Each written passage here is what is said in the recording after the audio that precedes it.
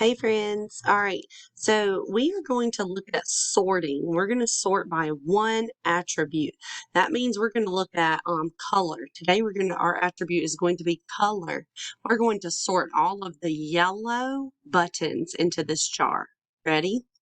This one's yellow, this one's yellow, this one's yellow, and this one's yellow. See, we have sorted these buttons by color, right? So let's look and try some bugs. All right, so look, we have some green bugs and then we have some multicolored bugs. And this right here is telling us it wants us to sort all of the multicolored bugs.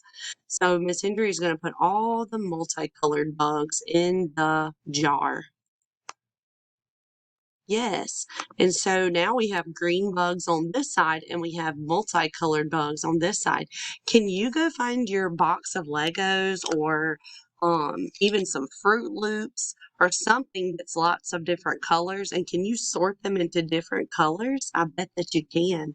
Bye, guys.